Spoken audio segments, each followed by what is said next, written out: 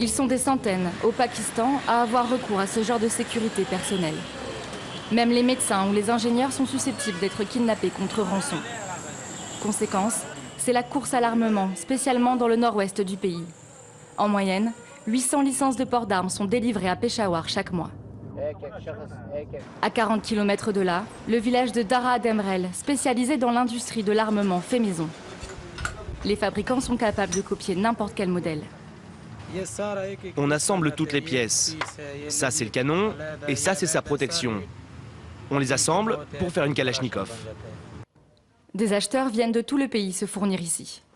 Face au regain d'insécurité, la justice autorise de plus en plus de catégories de professionnels à posséder des armes de gros calibre, jusque-là réservées aux militaires.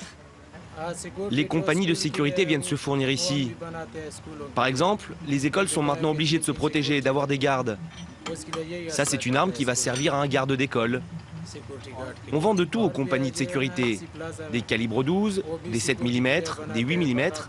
Tout cela vient d'ici, de Dara.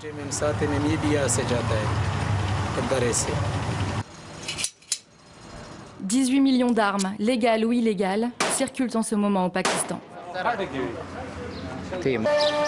Cette mosquée chiite de Rawalpindi ressemble à l'une de ces petites forteresses. Cette minorité musulmane est régulièrement la cible de groupes extrémistes. Au moins 4 mosquées chiites ont été attaquées depuis le début de l'année au Pakistan. Najam Jafferi, l'administrateur, a recruté 2 gardes. Leurs salaires et leurs armes sont payés par la communauté. Les policiers ne sont pas fiables, désolé de dire ça. Parfois ils viennent, parfois non. On ne peut pas compter sur la police. On compte sur nos propres gardes pour fouiller les gens et assurer notre sécurité. Leur présence rassure la plupart des fidèles. Pour d'autres, ce n'est pas une réponse suffisante face à la violence et au terrorisme. Les armes ne sont pas la solution. C'est de la mentalité des terroristes dont on doit se débarrasser.